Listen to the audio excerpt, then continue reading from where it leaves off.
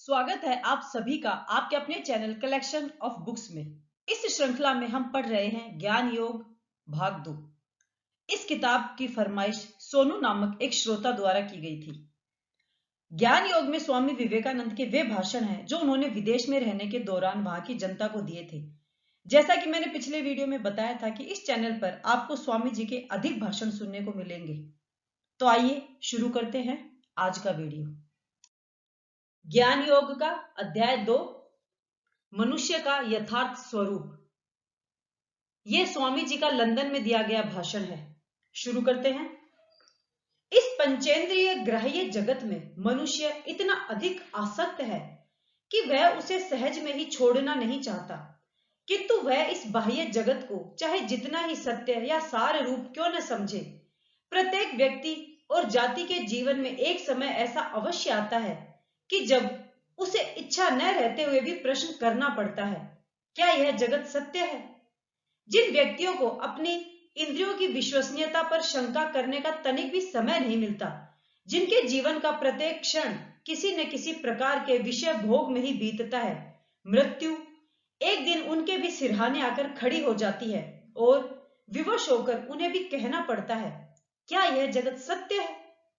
इसी एक प्रश्न से धर्म का आरंभ होता है और इसके उत्तर में ही धर्म की इति है। इतना ही क्यों, सुदूर अतीत काल में जहां इतिहास की कोई पहुंच नहीं, उस रहस्यमय पौराणिक युग में सभ्यता के उस स्फुट उषा काल में भी हम देखते हैं कि यही एक प्रश्न उस समय भी पूछा गया है, इसका क्या होता है? क्या यह सत्य है? कवित्व में कठोपनिषद के प्रारंभ में हम यह प्रश्न देखते हैं। कोई कोई कहते हैं कि मनुष्य के मरने पर उसका अस्तित्व समाप्त हो जाता है और कोई कहते हैं कि नहीं, उसका अस्तित्व फिर भी रहता है। इन दोनों बातों में कौन सी सत्य है? येयम प्रेते विचिकित्सा मनुष्य अस्तित्व के नायम अस्तित्व चेके। संसार में इस संबंध में अनेक प्रकार के उत्तर मिलते हैं। जितने प्रकार के दर्शन या धर्म संसार में हैं, वे सब वास्तव में इसी प्रश्न के विभिन्न उत्तरों से परिपूर्ण हैं। अनेक बार तो इन प्रश्नों को परे क्या है, सत्य क्या है, प्राणों की इस महती अशांति को, संसार से अतीत परमार्थ सत्ता के इस अन्वेषण को व्यर्थ कहकर उड़ा देने की चेष्टा की गई है। किंतु जब तक मृत्यु नामक वस्तु जगत में है, तब तक इस प्रश्न को यूं ही उड़ा देने की सारी चेष्टाएं विफल रहेंगी। यह कहना सरल है कि हम जगदतीत सत्ता का अन्वेषण नहीं करेंगे, अपनी समस्त आशा और आकांक्षा को वर्तमान क्षण में ही सीमित रखेंगे, और हम इसके लिए भरपूर चेष्टा भी कर सकते हैं। बहिर्जगत की सारी वस्तुएं भी हमें इंद्रियों की सीमा के भीतर बंद करने में सहायता पहुंचाती हैं। सारा संसार भी एक हो हमें वर्तमान की क्षुद्र सीमा के बाहर दृष्टि डालने से रोक सकता है, पर जब तक जगत में मृत्यु रहेगी तब तक यह प्रश्न बार बार उठेगा। हम जो इन सब वस्तुओं को सत्य का भी सत्य, सार का भी सार समझकर इनमें भयानक रूप से आसक्त है, तो क्या मृत्यु ही इन सब का अंतिम परिणाम है? जगत तो एक क्षण में ही ध्वंस हो न जाने कहां चला जाता है। ऊपर है अत्युच्च गगनचुंबी पर्वत और नीचे गहरी खाई, मानो मुंह फैलाई जीव को निगलने के लिए आ रही हो। इस पर्वत के किनारे खड़े होने पर कितना ही कठोर अंतःकरण क्यों न हो, निश्चित ही सिहर उठेगा और पूछेगा, यह सब क्या सत्य है? कोई तेजस्वी हृदय जीवन भर बड़े प्रयत्न के साथ जिस आशा को अपने हृदय में संजोए रहा, वह एक मुहूर्त में ही उड़कर न जाने कहां चली गई। तो क्या हम इन सब आशा को सत्य कहेंगे? इस प्रश्न का उत्तर देना होगा। काल प्राणों की इस आकांक्षा की, हृदय के इस गंभीर प्रश्न की शक्ति का कभी भी ह्रास नहीं कर सकता। प्रत्युत काल का स्रोत जो जो आगे बढ़ता जाता है, त्यों त्यों इस प्रश्न की शक्ति भी बढ़ती जाती है और उतने ही अधिक प्रबल वेग से यह प्रश्न हृदय पर आघात करता रहता है। मनुष्य को सुखी होने की इच्छा होती है।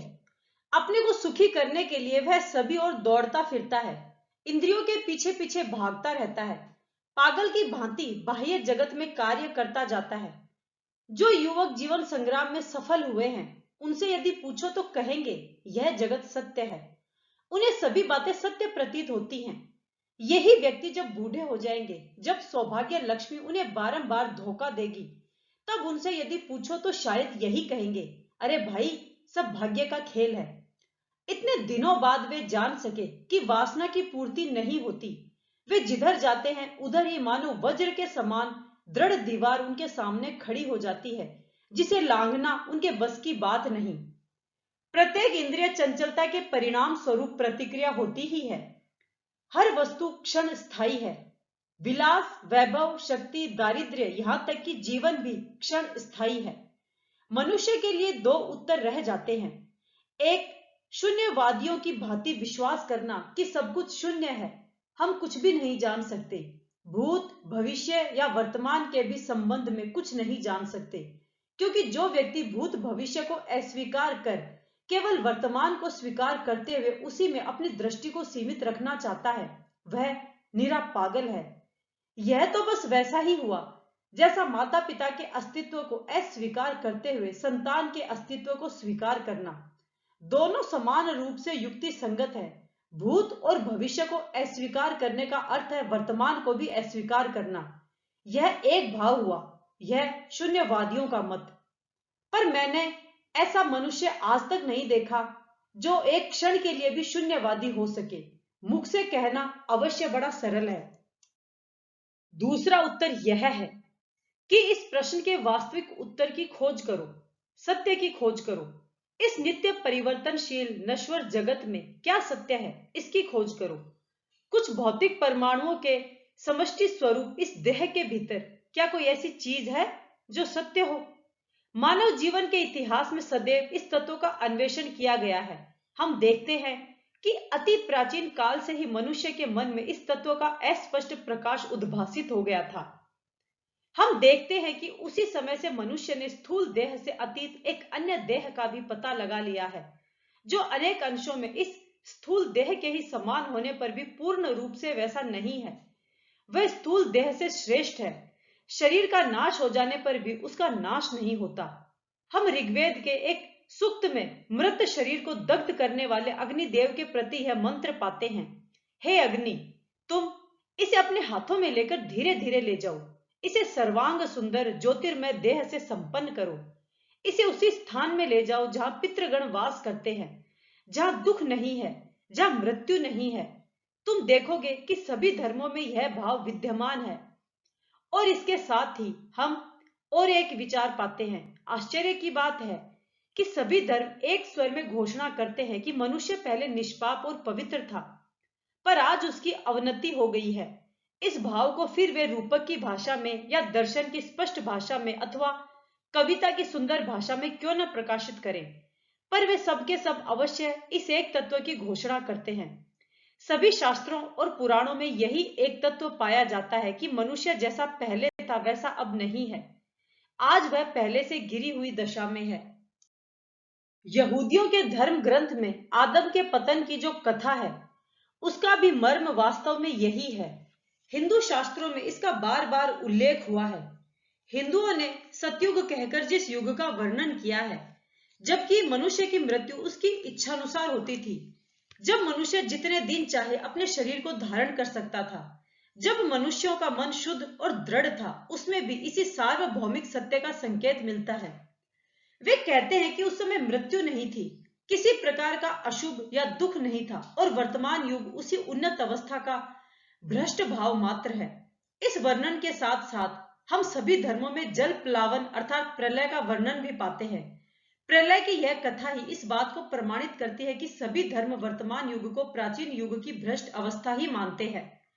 जगत की भ्रष्टता क्रमशः बढ़ती गई। इसके बाद जब प्रलय हुई तो अधिकांश जगत उसमें डूब गया, फिर उन्नति आरंभ हुई, और अब यह जगत अपनी उसी प्राचीन पवित्र अवस्था को प्राप्त करने के लिए धीरे धीरे अग्रसर हो रहा है।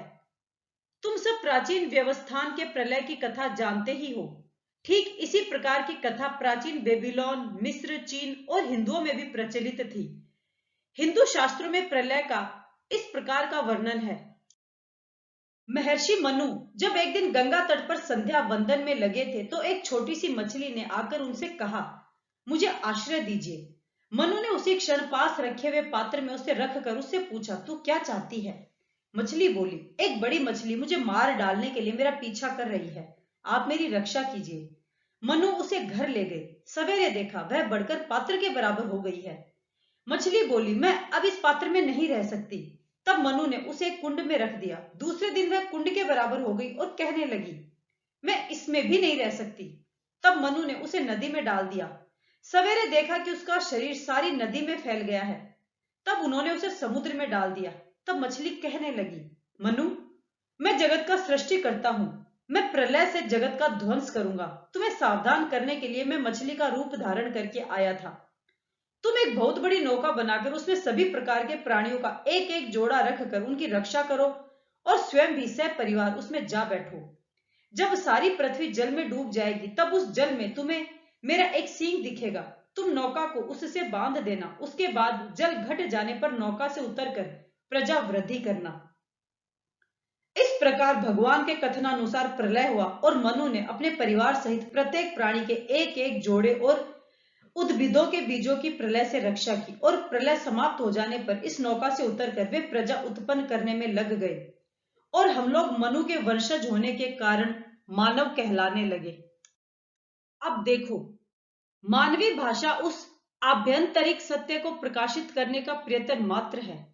मेरा तो स्थिर विश्वास है कि एक छोटा बच्चा भी अपनी अस्पष्ट तोतली बोली में उच्चतम दार्शनिक सत्य को प्रकट करने की चेष्टा कर रहा है, पर हां, उसके पास उसे प्रकाशित करने के लिए कोई उपयुक्त इंद्रिय अथवा साधन नहीं है। उच्चतम दार्शनिक और शिशु की भाषा में जो भेद है वह प्रकारगत नहीं है, वह केवल परिमाणगत है। आजकल की विशुद्ध प्रणालीबद्ध गणित के समान कटी छटी भाषा और प्राचीन ऋषियों की अस्फुट रहस्यमय पौराणिक भाषा में अंतर केवल मात्रा के तारतम्य में है। इन सब कथाओं के पीछे एक महान सत्य छिपा है जिसे प्रकाशित करने का प्राचीन लोग मानो प्रयत्न कर रहे हैं। बहुधा इन सब प्राचीन पौराणिक कथाओं के भीतर ही बहुमूल्य सत्य रहता है और मुझे यह कहते दुख होता है कि आधुनिक लोगों की चटपटी भाषा में बहुधा भूसी ही रहती है, तत्व नहीं। अतएव रूपक में सत्य छिपा है यह कहकर अथवा वह अमुक तमुक के विचारों से मेल नहीं खाता यह कहकर सभी प्राचीन बातों को एक किनारे कर देना उचित नहीं है। अमुक महापुरुष ने ऐसा कहा है, अतएव इस पर विश्वास करो। इस प्रकार घोषणा करने के कारण ही यदि सभी धर्म उपहासास्पद हो जाते हों तब तो आजकल के लोग और भी अधिक उपहासास्पद हैं।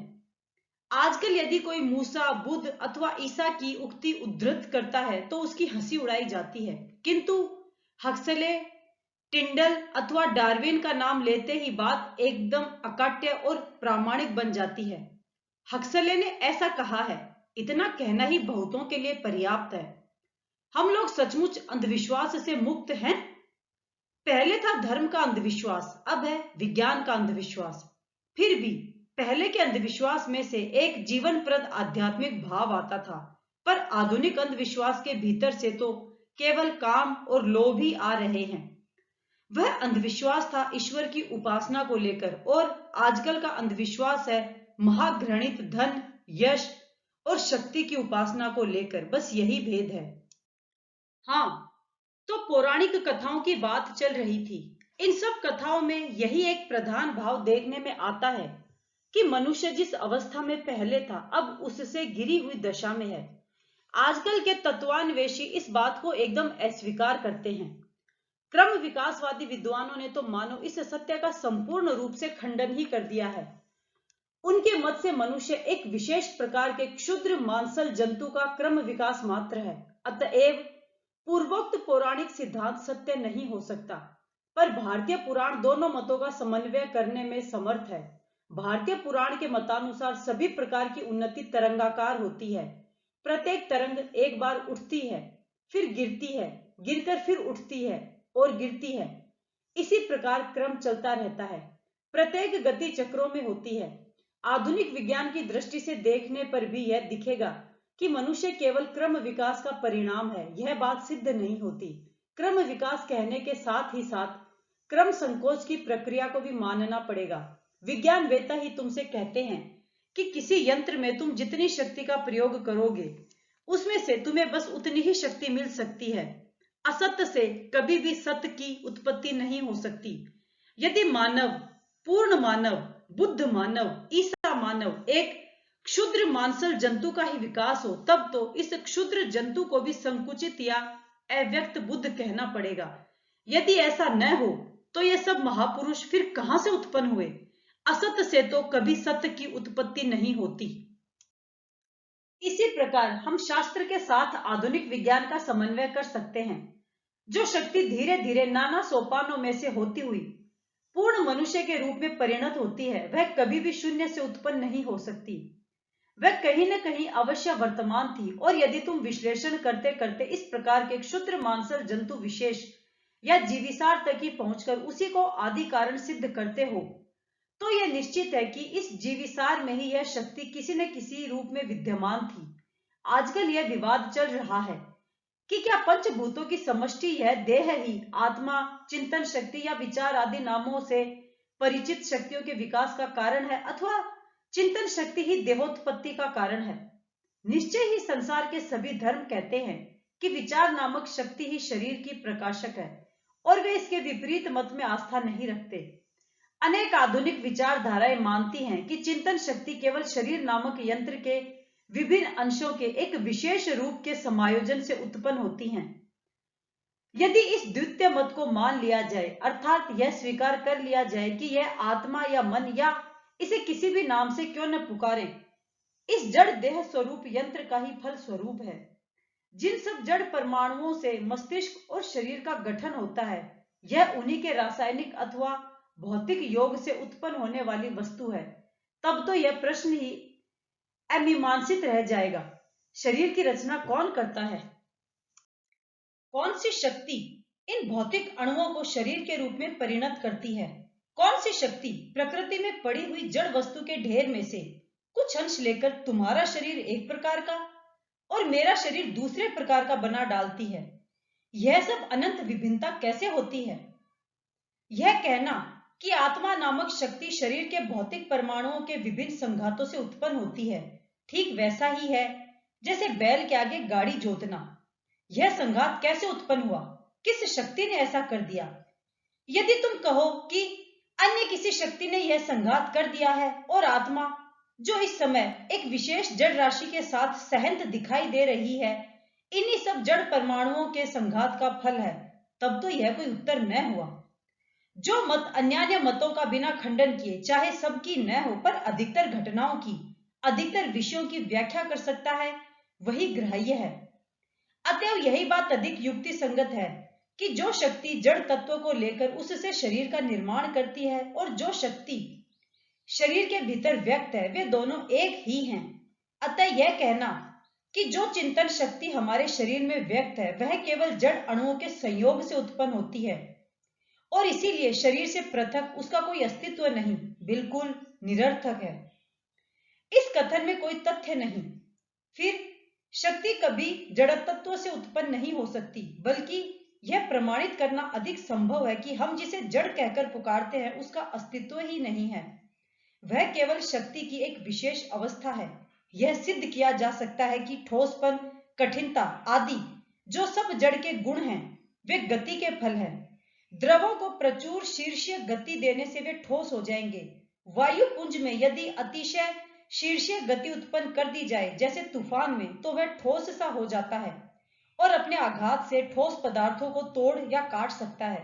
यदि मकड़ी के जाले के एक तंतु को अनंत वेग दिया जाए, तो वह लोहे की जंजीर जैसा सशक्त हो जाएगा और बड़े पेड़ तक को काटकर पार हो जाएगा। इस प्रकार से विचार करने पर यह सिद्ध करना सहज है कि हम जिसे जड़ तत्व कहते हैं उसका कोई अस्तित्व ही नहीं है, किंतु दूसरा मत सिद्ध नहीं किया जा सकता।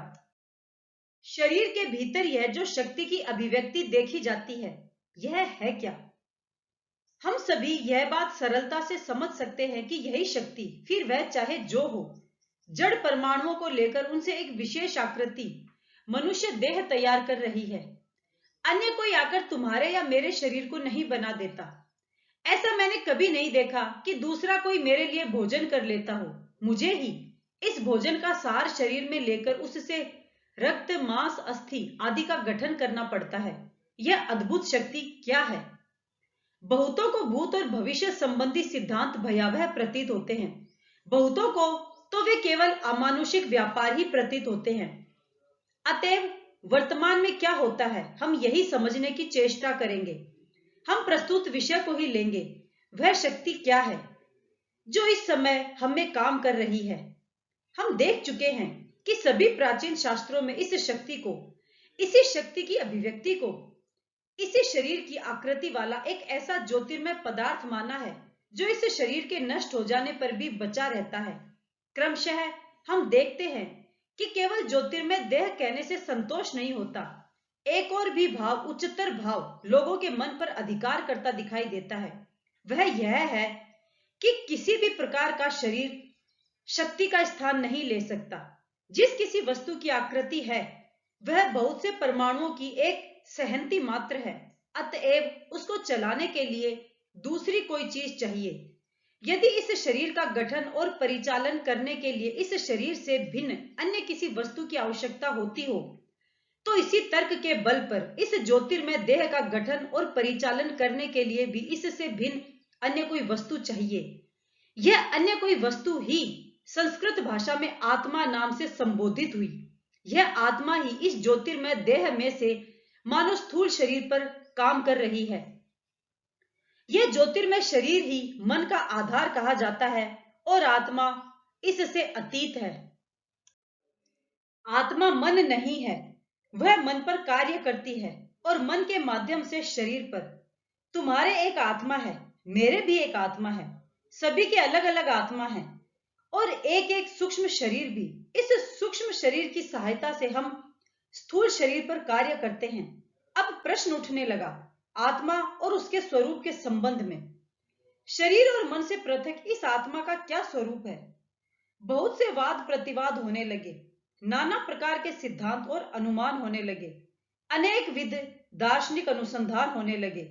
इस आत्मा के संबंध में वे जिन सिद्धांतों पर पहुंचे, मैं तुम्हारे समक्ष उनका वर्णन करने का प्रयत्न करूंगा। भिन्न भिन्न दर्शनों का इस विषय में मतैक्य देखा जाता है कि आत्मा का स्वरूप जो कुछ भी हो उसकी कोई आकृति नहीं है, और जिसकी आकृति नहीं वह अवश्य सर्वव्यापी होगा। काल का आरंभ मन से होता है, देश भी मन के अंतर्गत है। काल को छोड़ कार्य कारण भाव नहीं रह सकता, क्रम की भावना के बिना कार्य कारण भाव नहीं रह सकता। अतएव देश काल निमित्त मन के अंतर्गत है और यह आत्मा मन से अतीत और निराकार होने के कारण देश काल निमित्त से परे है। और जब वह देश काल निमित्त से अतीत है तो अवश्य अनंत होगी। अब हमारे हिंदू दर्शन का उच्चतम विचार आता है, अनंत कभी दो नहीं हो सकता। यदि आत्मा अनंत है तो केवल एक ही आत्मा हो सकती है, और यह जो अनेक आत्माओं की धारणा है, तुम्हारी एक आत्मा मेरी दूसरी आत्मा, यह सत्य नहीं है। अतएव मनुष्य का प्रकृत स्वरूप एक ही है, वह अनंत और सर्वव्यापी है, और यह प्रातिभाषिक जीव मनुष्य के इस वास्तविक स्वरूप का एक सीमाबद्ध भाव मात्र है। इसी अर्थ में पूर्वोक्त पौराणिक तत्व भी सत्य हो सकते हैं कि प्रातिभाषिक जीव चाहे वह कितना ही महान क्यों न हो, मनुष्य के इस अतीन्द्रिय प्रकृत स्वरूप का धुंधला प्रतिबिंब मात्र है। अतः मनुष्य का प्रकृत स्वरूप आत्मा कार्य कारण से अतीत होने के कारण, देश काल से अतीत होने के कारण अवश्य मुक्त स्वभाव है। वह कभी बद्ध नहीं थी, न ही बद्ध हो सकती है। यह प्रातिभाषिक जीव, यह प्रतिबिंब देश काल निमित्त के द्वारा सीमाबद्ध होने के कारण बद्ध है, अथवा हमारे कुछ दार्शनिकों की भाषा में प्रतीत होता है मानो वह बद्ध हो गई है, पर वास्तव में वह बद्ध नहीं है। हमारी आत्मा के भीतर जो यथार्थ सत्य है वह यही कि आत्मा सर्वव्यापी है, अनंत है, चैतन्य स्वभाव है। हम स्वभाव से वैसे हैं, हमें प्रयत्न करके वैसा नहीं बनना पड़ता। प्रत्येक आत्मा अनंत है, अतः जन्म और मृत्यु का प्रश्न उठ ही नहीं सकता। कुछ बालक परीक्षा दे रहे थे, परीक्षक कठिन कठिन प्रश्न पूछ रहे थे। उनमें यह भी प्रश्न था, पृथ्वी गिरती क्यों नहीं? वे गुरुत्वाकर्षण के नियम आदि संबंधी उत्तर की आशा कर रहे थे। अधिकांश बालक बालिकाएं कोई उत्तर न दे सके। कोई कोई गुरुत्वाकर्षण या और कुछ कह कहकर उत्तर देने लगे। उनमें से एक बुद्धिमती बालिका ने एक और प्रश्न करके इस प्रश्न का समाधान कर दिया। पृथ्वी गिरेगी कहां पर? यह प्रश्न ही तो गलत है। पृथ्वी गिरे कहां? मनुष्य के लिए गिरने और उठने का कोई अर्थ नहीं। अनंत देश में ऊपर और नीचे नहीं होता, ये दोनों सापेक्ष देश में हैं। जो अनंत है वह कहां जाएगा और कहां से आएगा? जब मनुष्य भूत और भविष्य की चिंता का, उसका क्या होगा, इस चिंता का त्याग कर देता है, जब वह देह को सीमाबद्ध और इसलिए उत्पत्ति विनाशशील जानकर देहाभिमान का त्याग कर देता है, तब वह एक उच्चतर आदर्श में पहुंच जाता है। देह भी आत्मा नहीं और मन भी आत्मा नहीं, क्योंकि इन दोनों में ह्रास और वृद्धि होती है। जड़ जगत से अतीत आत्मा ही अनंत काल तक रह सकती है। शरीर और मन सतत परिवर्तनशील हैं। वे दोनों परिवर्तनशील कुछ घटना श्रेणियों के केवल नाम हैं। वे मानो एक नदी के समान है, जिसका प्रत्येक जल परमाणु सतत चलायमान है। फिर भी वह नदी सदा एक अविच्छिन्न प्रवाह सी दिखती है। इस देह का प्रत्येक परमाणु सतत परिणामशील है। किसी भी व्यक्ति का शरीर कुछ क्षण के लिए भी एक समान नहीं रहता। फिर भी मन पर एक प्रकार का संस्कार बैठ गया है, जिसके कारण हम इसे एक ही शरीर समझते हैं। मन के संबंध में यही बात है। क्षण में सुखी, क्षण में दुखी, क्षण में सबल और क्षण में दुर्बल। वह सतत परिणामशील भंवर के समान है। अतएव मन भी आत्मा नहीं हो सकता। आत्मा तो अनंत है। परिवर्तन केवल ससीम वस्तु में ही संभव है। अनंत में किसी प्रकार का परिवर्तन हो, यह एक असंभव बात है। यह कभी नहीं हो सकता। शरीर की दृष्टि से तुम और मैं एक स्थान से दूसरे स्थान को जा सकते हैं। जगत का प्रत्येक अणु परमाणु नित्य परिणामशील है, पर जगत को एक समष्टि के रूप में लेने पर उसमें गति या परिवर्तन असंभव है। गति सर्वत्र सापेक्ष है। मैं जब एक स्थान से दूसरे स्थान को जाता हूं, तब किसी वस्तु के संदर्भ में ही, एक मेज अथवा अन्य किसी वस्तु के साथ तुलना करके ही मेरी वह गति समझ में आ सकती है। जगत का कोई परमाणु किसी दूसरे परमाणु की तुलना में ही परिणाम को प्राप्त हो सकता है, किंतु संपूर्ण जगत को एक समष्टि रूप लेने पर किसकी तुलना में उसका स्थान परिवर्तन होगा? इस समष्टि के अतिरिक्त और कुछ तो है नहीं। अतएव यह अनंत इकाई अपरिणामी, अचल और निरपेक्ष है, और यही पारमार्थिक सत्ता है। अतः हमारा सत्य सर्वव्यापकता में है, शांतता में नहीं। यह धारणा कि मैं एक क्षुद्र शांत सतत परिणामी जीव हूं, कितनी ही सुखद क्यों न हो, फिर भी यह पुराना भ्रम ही है। यदि किसी से कहो कि तुम सर्वव्यापी अनंत पुरुष हो, तो वह डर जाएगा। सबके माध्यम से तुम कार्य कर रहे हो, सब पैरों द्वारा तुम चल रहे हो, सब मुखों से तुम बातचीत कर रहे हो, सब हृदयों से अनुभव कर रहे हो। ऐसी बातें यदि तुम किसी से कहो तो वह डर जाएगा। वह तुमसे बार बार पूछेगा कि क्या फिर उसका अपना व्यक्तित्व नहीं रह जाएगा? क्या मैं नहीं रह जाऊंगा? यह व्यक्तित्व मैं क्या है? यदि जान पाऊं तो अच्छा हो। छोटे बालक के मूछें नहीं होती, बड़े होने पर उसके दाढ़ी मूछें निकल आती हैं। यदि अहम या व्यक्तित्व शरीर में रहता होता, तब तो बालक का व्यक्तित्व नष्ट हो गया होता। यदि अहम या व्यक्तित्व शरीरगत होता, तब तो हमारी एक आंख अथवा हाथ नष्ट हो जाने पर वह नष्ट हो जाता। फिर शराबी का शराब छोड़ना ठीक नहीं, क्योंकि तब तो उसका व्यक्तित्व ही नष्ट हो जाएगा। चोर का साधु बनना भी ठीक नहीं, क्योंकि इससे वह अपना व्यक्तित्व खो बैठेगा। तब तो फिर कोई भी अपना व्यसन छोड़ना न चाहेगा। पर बात यह है कि अनंत को छोड़कर और किसी में व्यक्तित्व है ही नहीं। केवल इस अनंत का ही परिवर्तन नहीं होता, और शेष सभी का सतत परिवर्तन होता रहता है। व्यक्तित्व भाव स्मृति में नहीं है। स्मृति में याद व्यक्तित्व भाव रहता, तो मस्तिष्क में गहरी चोट लगने से स्मृति लोप हो जाने पर वह नष्ट हो जाता और हमारा बिल्कुल लोप हो जाता। बचपन के पहले 2-3 वर्षों का मुझे कोई स्मरण नहीं। यदि स्मृति पर मेरा अस्तित्व निर्भर होता, तो फिर कहना पड़ेगा कि इन 2-3 वर्षों में मेरा अस्तित्व ही नहीं था। तब तो मेरे जीवन का जो अंश मुझे स्मरण नहीं, उस समय मैं जीवित ही नहीं था, यही कहना पड़ेगा। यह व्यक्तित्व का बहुत बड़ा संकीर्ण अर्थ है। हम अभी तक व्यक्ति या मैं नहीं है। हम इसी व्यक्तित्व को प्राप्त करने के लिए संघर्ष कर रहे हैं, और वह अनंत है। वही मनुष्य का प्रकृत स्वरूप है। जिनका जीवन संपूर्ण जगत को व्याप्त किए हुए है, वे ही जीवित हैं। और हम जितना ही अपने जीवन को शरीर आदि छोटे छोटे शांत पदार्थों में बद्ध करके रखेंगे, उतना ही हम मृत्यु की ओर अग्रसर होंगे।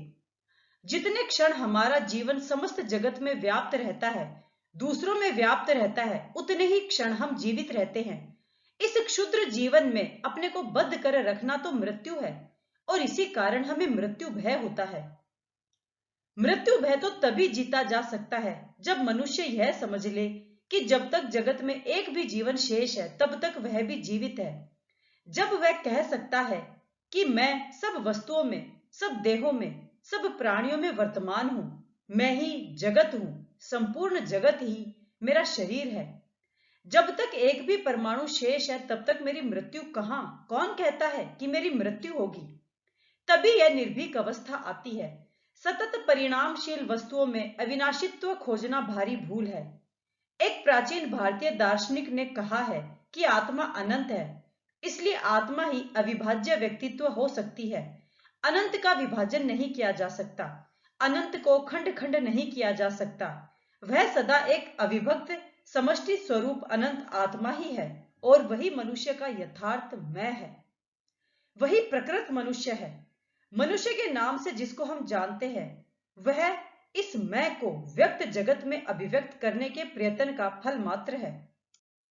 क्रम विकास आत्मा में नहीं है। यह जो सब परिवर्तन हो रहा है, बुरा व्यक्ति भला हो रहा है, पशु मनुष्य हो रहा है, यह सब कभी आत्मा में नहीं होता। कल्पना करो कि एक पर्दा मेरे सामने है और उसमें एक छोटा सा छिद्र है, जिसमें से मैं केवल कुछ चेहरे देख सकता हूं।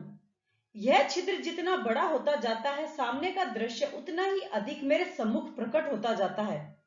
और जब यह छिद्र पूरे पर्दे को व्याप्त कर लेता है, तब मैं तुम सबको स्पष्ट देख लेता हूं।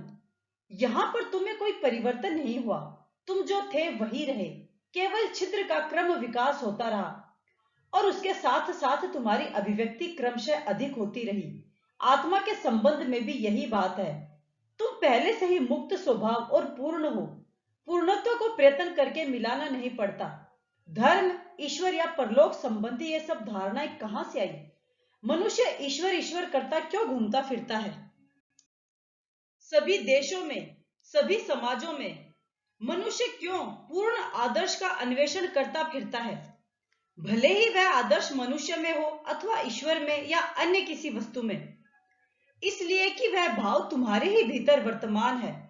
वह थी तुम्हारे हृदय की धड़कन, और तुम उसे नहीं जानते थे। तुम सोचते थे कि बाहर की कोई वस्तु यह ध्वनि कर रही है। तुम्हारी आत्मा में विराजमान ईश्वर ही तुम्हें अपना अनुसंधान करने को, अपनी उपलब्धि करने को प्रेरित कर रहा है।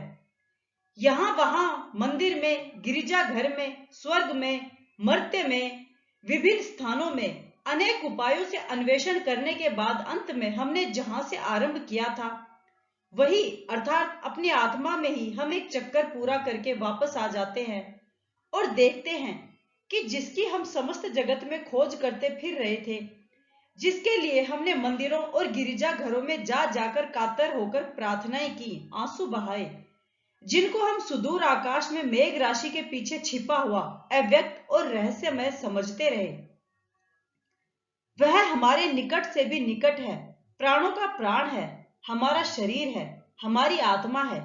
तुम ही मैं हो, मैं ही तुम हूं। यही तुम्हारा स्वरूप है, इसी को अभिव्यक्त करो। तुम्हें पवित्र होना नहीं पड़ेगा, तुम तो स्वरूपतः पवित्र ही हो। तुम्हें पूर्ण होना नहीं पड़ेगा, तुम तो स्वरूपतः पूर्ण ही हो। सारी प्रकृति, देश, कालातीत सत्य को पर्दे के समान ढकी हुई है। तुम जो कुछ भी अच्छा विचार या अच्छा कार्य करते हो, उससे मानो वह आवरण धीरे धीरे छिन्न होता रहता है। वह देश कालातीत, वह शुद्ध स्वरूप अनंत स्वयं अभिव्यक्त होता रहता है। यही मनुष्य का सारा इतिहास है। यह आवरण जितना ही सूक्ष्म होता जाता है, उतना ही प्रकृति के पीछे स्थित प्रकाश भी अपने स्वभाववश क्रमशः अधिकाधिक दीप्त होता जाता है, क्योंकि उसका स्वभाव ही इस प्रकार दीप्त होना है। उसको जाना नहीं जा सकता। हम उसे जानने का वृथा ही प्रयत्न करते रहते हैं। यदि वह ज्ञेय होता तो उसका स्वभाव ही बदल जाता, क्योंकि वह स्वयं नित्य ज्ञाता है।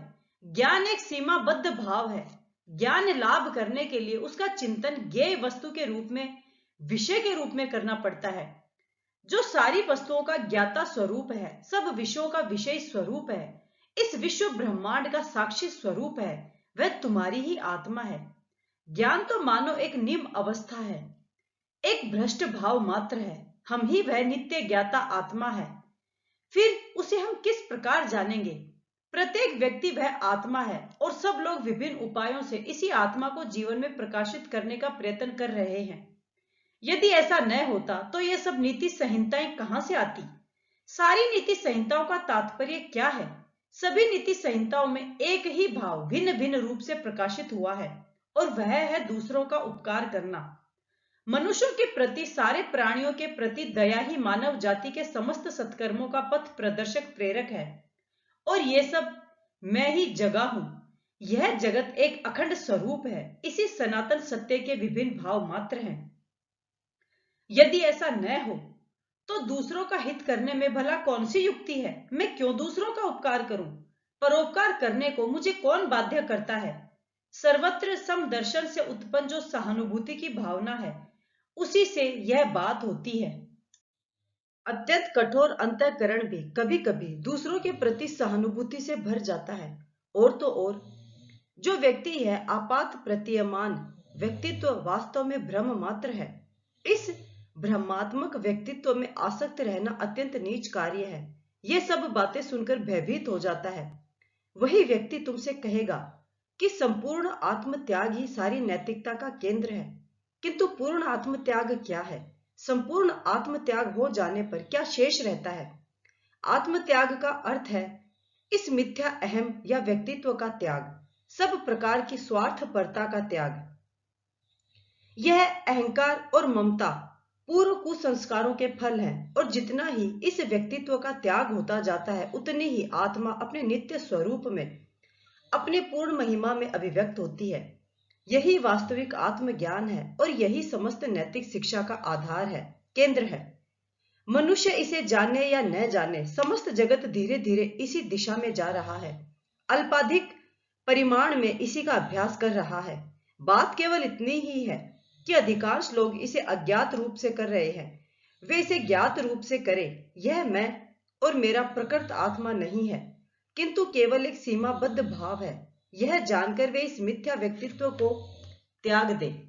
आज जो मनुष्य नाम से परिचित है, वह जगत के अतीत उस अनंत सत्ता की एक झलक मात्र है, उस सर्व स्वरूप अनंत अग्नि का एक स्फुलिंग मात्र है, किंतु वह अनंत ही उसका यथार्थ स्वरूप है। इस ज्ञान का फल, इस ज्ञान की उपयोगिता क्या है? आजकल सभी विषयों को उनकी उपयोगिता के मापदंड से नापा जाता है, अर्थात संक्षेप में यह कि इससे कितने रुपए, कितने आने और कितने पैसों का लाभ होगा। लोगों को इस प्रकार प्रश्न करने का क्या अधिकार है? क्या सत्य को भी उपकार या धन के मापदंड से नापा जाएगा? मान लो कि उसकी कोई उपयोगिता नहीं है, तो क्या इससे सत्य घट जाएगा? उपयोगिता सत्य की कसौटी नहीं है। जो भी हो, इस ज्ञान में बड़ा उपकार तथा प्रयोजन भी है। हम देखते हैं सब लोग सुख की खोज करते हैं, पर अधिकतर लोग नश्वर मिथ्या वस्तुओं में उसको ढूंढते फिरते हैं। इंद्रियों में कभी किसी को सुख नहीं मिलता, सुख तो केवल आत्मा में मिलता है। अतएव आत्मा में इस सुख की प्राप्ति ही मनुष्य का सबसे बड़ा प्रयोजन है। और एक बात यह है कि अज्ञान ही सब दुखों का कारण है, और मूलभूत अज्ञान तो यही है कि जो अनंत स्वरूप है वह अपने को शांत मानकर रोता है, चिल्लाता है। समस्त अज्ञान का आधार यही है कि हम अविनाशी नित्य शुद्ध पूर्ण आत्मा होते हुए भी सोचते हैं कि हम छोटे छोटे मन हैं, हम छोटी छोटी देह मात्र है। यही समस्त स्वार्थपरता की जड़ है। जो ही मैं अपने को एक क्षुद्र देह समझ बैठता हूं, त्यों ही मैं संसार के अन्यान्य शरीरों के सुख दुख की कोई परवाह न करते हुए अपने शरीर की रक्षा में, उसे सुंदर बनाने के प्रयत्न में लग जाता हूं। उस समय मैं तुमसे भिन्न हो जाता हूं। जो ही यह भेद ज्ञान आता है, त्यों ही वह सब प्रकार के अमंगल के द्वार खोल देता है और सर्वविध दुखों की उत्पत्ति करता है। अतः पूर्वोक्त ज्ञान की प्राप्ति से लाभ यह होगा कि यदि वर्तमान मानव जाति का एक बिल्कुल छोटा सा अंश भी इस क्षुद्र, संकीर्ण और स्वार्थी भाव का त्याग कर सके तो कल ही यह संसार स्वर्ग में परिणत हो जाएगा। पर नाना प्रकार के यंत्र तथा बाह्य जगत संबंधी भौतिक ज्ञान की उन्नति से यह कभी संभव नहीं हो सकता। जिस प्रकार अग्नि में घी डालने से अग्निशिखा और भी वर्धित होती है, उसी प्रकार इन सब वस्तुओं से दुखों की ही वृद्धि होती है। आत्मा के ज्ञान बिना जो कुछ भौतिक ज्ञान अर्जित किया जाता है, वह सब आग में घी डालने के समान है। उससे दूसरों के लिए प्राण उत्सर्ग कर देने की बात तो दूर ही रही, स्वार्थी लोगों को दूसरों की चीजें हर लेने के लिए, दूसरों के रक्त पर फलने फूलने के लिए एक और यंत्र, एक और सुविधा मिल जाती है। एक और प्रश्न है, क्या यह व्यवहार्य है? वर्तमान समाज में क्या इसे कार्य रूप में परिणत किया जा सकता है? इसका उत्तर यह है कि सत्य प्राचीन अथवा आधुनिक किसी समाज का सम्मान नहीं करता। समाज को ही सत्य का सम्मान करना पड़ेगा, अन्यथा समाज नष्ट हो जाएगी। समाजों को सत्य के अनुरूप ढाला जाना चाहिए। सत्य को समाज के अनुसार अपने को ढालना नहीं पड़ता। यदि निस्वार्थता के समान महान सत्य समाज में कार्य रूप में परिणत न किया जा सकता हो, तो ऐसे समाज को छोड़कर वन में चले जाना ही बेहतर है। इसी का नाम साहस है। साहस दो प्रकार का होता है। एक प्रकार का साहस है तोप के मुंह में दौड़ जाना, दूसरे प्रकार का साहस है आध्यात्मिक विश्वास। एक बार एक दिग्विजयी सम्राट भारतवर्ष में आया। उसके गुरु ने उसे भारतीय साधुओं से साक्षात्कार करने का आदेश दिया था। बहुत खोज करने के बाद उसने देखा कि एक वृद्ध साधु एक पत्थर पर बैठे हैं। सम्राट ने उनके साथ कुछ देर बातचीत की और उनके ज्ञान से बड़ा प्रभावित हुआ। उसने साधु को अपने साथ देश ले जाने की इच्छा प्रकट की। साधु ने इसे स्वीकार नहीं किया और कहा, मैं इस वन में बड़े आनंद में हूं। सम्राट बोला, मैं समस्त पृथ्वी का सम्राट हूं। मैं आपको असीम ऐश्वर्य और उच्च पद मर्यादा दूंगा। साधु बोले, ऐश्वर्य, पद, मर्यादा आदि किसी चीज की मेरी इच्छा नहीं। तब सम्राट ने कहा, आप यदि मेरे साथ न चलेंगे तो मैं आपको मार डालूंगा। इस पर साधु बहुत हंसे और बोले, राजन, आज तुमने अपने जीवन में सबसे मूर्खतापूर्ण बात कही। तुम्हारी क्या हस्ती की? मुझे मारो, सूर्य मुझे सुखा नहीं सकता, अग्नि मुझे जला नहीं सकती, तलवार मेरा संहार नहीं कर सकती, क्योंकि मैं तो जन्म रहित, अविनाशी, नित्य विद्यमान, सर्वव्यापी, सर्वशक्तिमान आत्मा हूं। यह आध्यात्मिक साहस है। और दूसरा है शेर या सिंह का साहस। सन 1857 ईस्वी के गदर के समय एक मुसलमान सिपाही ने एक सन्यासी महात्मा को बुरी तरह घायल कर दिया। हिंदू विद्रोहियों ने उस मुसलमान को पकड़ लिया और उसे स्वामी जी के पास लाकर कहा, आप कहें तो इसकी खाल खींच ले। स्वामी जी ने उसकी ओर देखकर कहा, भाई, तुम ही वह हो, तुम ही वह हो, तत्वमसि। और यह कहते कहते उन्होंने अपना शरीर छोड़ दिया। यह दूसरा उदाहरण है। यदि तुम ऐसा समाज नहीं गढ़ सकते जिसमें सर्वोच्च सत्य को स्थान मिले, तो धिक्कार है अपने बाहुबल पर, तुम्हारे मिथ्या अभिमान को, धिक्कार है अपनी पाश्चात्य संस्थाओं पर तुम्हारे वृथा घमंड को, अपनी महत्ता और श्रेष्ठता की तुम क्यों व्यर्थ शेखी बघारते हो? यदि दिन रात तुम यही कहते रहो कि यह अव्यवहार्य है, पैसे कौड़ी को छोड़कर दया और कुछ भी व्यवहार्य नहीं है, यदि ऐसा ही हो तो फिर अपने समाज पर इतना घमंड क्यों करते हो?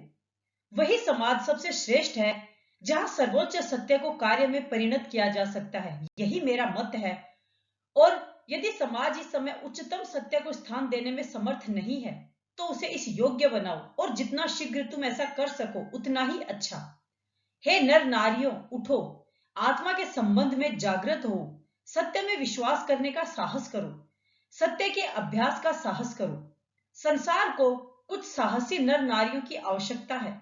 अपने में वह साहस लाओ जो सत्य को जान सके, जो जीवन में निहित सत्य को दिखा सके, जो मृत्यु से न डरे, प्रत्युत उसका स्वागत करे, जो मनुष्य को यह ज्ञान करा दे कि वह आत्मा है और सारे जगत में ऐसी कोई भी वस्तु नहीं जो उसका विनाश कर सके। तब तुम मुक्त हो जाओगे, तब तुम अपनी यथार्थ आत्मा को जान लोगे। इस आत्मा के संबंध में पहले श्रवण करना चाहिए, फिर मनन और तत्पश्चात निधिध्यासन। आजकल के समाज में एक प्रवृत्ति देखी जा रही है और वह है कार्य पर अधिक जोर देना तथा विचार की निंदा करना। कार्य अवश्य अच्छा है, पर वह भी तो विचार या चिंतन से उत्पन्न होता है। शरीर के माध्यम से शक्ति की जो छोटी छोटी अभिव्यक्तियां होती हैं, उन्हीं को कार्य कहते हैं। बिना विचार या चिंतन के कोई कार्य नहीं हो सकता। अतः मस्तिष्क को ऊंचे ऊंचे विचारों, ऊंचे ऊंचे आदर्शों से भर लो और उनको दिन रात मन के सन्मुख रखो। ऐसा होने पर इन्हीं विचारों से बड़े बड़े कार्य होंगे। अपवित्रता की कोई बात मन में न लाओ, प्रत्युत मन से कहो कि मैं शुद्ध पवित्र स्वरूप हूं। हम क्षुद्र हैं, हमने जन्म लिया है, हम मरेंगे। इन्हीं विचारों से हमने अपने आप को एकदम सम्मोहित कर रखा है और इसीलिए हम सर्वदा एक प्रकार के भय से कांपते रहते हैं। एक बार एक सिंहनी, जिसका प्रसव काल निकट था, अपने शिकार की खोज में बाहर निकली। उसने दूर भेड़ों के एक झुंड को चरते हुए देखा। उस पर आक्रमण करने के लिए जो ही छलांग मारी, त्यों ही उसके प्राण पखेरु उड़ गए और एक मात्रहीन सिंह शावक ने जन्म लिया। भेड़ें उस सिंह शावक की देखभाल करने लगी और वह भेड़ों के बच्चों के साथ साथ बड़ा होने लगा। भेड़ों की भांति घास पात खाकर रहने लगा और भेड़ों की ही भांति मैं करने लगा। यद्यपि वह कुछ समय बाद एक शक्तिशाली पूर्ण विकसित सिंह बन गया, फिर भी वह अपने को भेड़ ही समझता था। इसी प्रकार दिन बीतते गए कि एक दिन एक बड़ा भारी सिंह शिकार के लिए उधर आ निकला, पर उसे यह देख बड़ा आश्चर्य हुआ कि भेड़ों के बीच में सिंह भी है और वह भेड़ों की ही भांति डरकर भागा जा रहा है। तब सिंह उसकी ओर यह समझाने के लिए बढ़ा कि तू सिंह है, भेड़ नहीं। पर जो ही वह आगे बढ़ा, त्यों ही भेड़ों का झुंड और भी भागा और उसके साथ साथ वह भेड़ सिंह भी।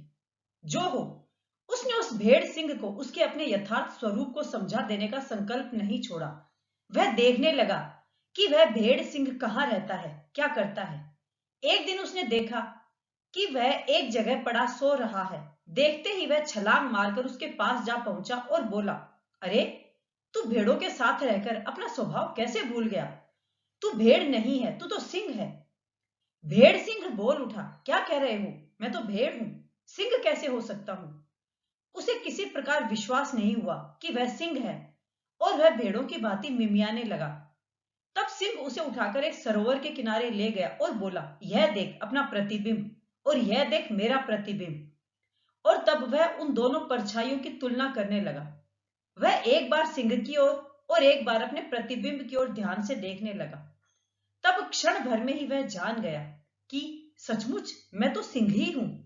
तब वह सिंह गर्जना करने लगा और उसका भेड़ों का सा मिमियाना न जाने कहां चला गया। इस प्रकार तुम सब सिंह हो, तुम आत्मा हो, शुद्ध, अनंत और पूर्ण हो। विश्व की महाशक्ति तुम्हारे भीतर है। हे सखे, तुम क्यों रोते हो? जन्म मरण तुम्हारा भी नहीं है और मेरा भी नहीं। क्यों रोते हो? तुम्हें रोग शोक कुछ भी नहीं है। तुम तो अनंत आकाश के समान हो। उस पर नाना प्रकार के मेघ आते हैं और कुछ देर खेल कर न जाने कहां अंतर्हित हो जाते हैं। पर वह आकाश जैसा पहले नीला था, वैसा ही नीला रह जाता है। इसी प्रकार के ज्ञान का अभ्यास करना होगा। हम संसार में पाप ताप क्यों देखते हैं? किसी मार्ग में एक ठूंठ खड़ा था। एक चोर उधर से जा रहा था। उसने समझा कि वह कोई पहरे वाला है। अपनी प्रेमिका की बाट जोहने वाले प्रेमी ने समझा कि वह उसकी प्रेमिका है। एक बच्चे ने जब उसे देखा तो भूत समझकर डर के मारे चिल्लाने लगा।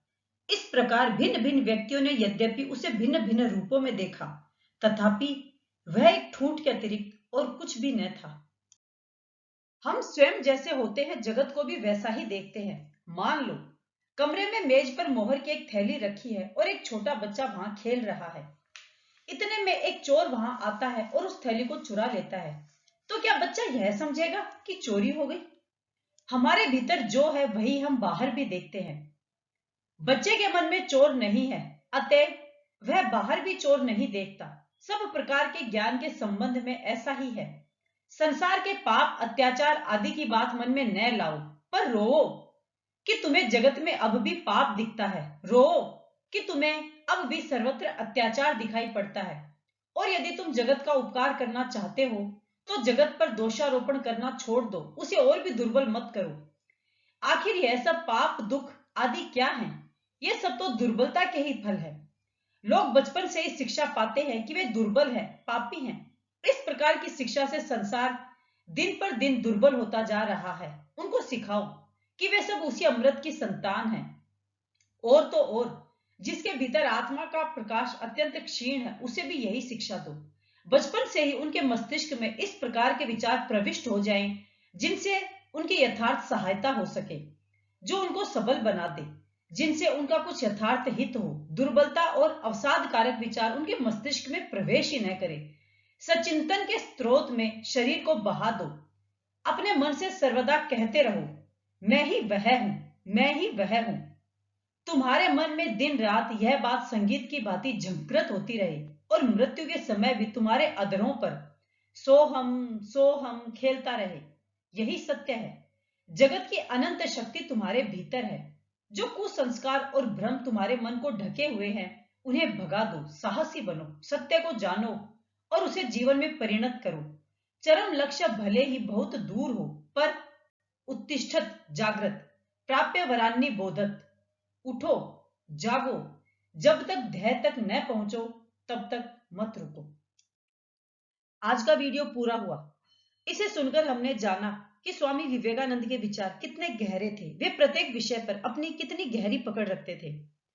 उनके गहरे ज्ञान के कारण ही दुनिया ने उनको अपनी पलकों पर बिठाया और आज भी हम बड़े आदर के साथ उनका नाम लेते हैं और युगों युगों तक उनका नाम सम्मान के साथ लिया जाएगा। कृपया वीडियो को शेयर जरूर करें, जिससे अन्य लोग भी स्वामी जी के जबरदस्त भाषणों को सुन सकें व समझ सकें। इसके अलावा आप किस राज्य या किस शहर से इस वीडियो को सुन रहे हैं, कमेंट जरूर करें। तो मिलते हैं बहुत ही जल्दी अगले वीडियो के साथ। तब तक स्वामी जी के चरणों में प्रणाम करते हुए जय हिंद।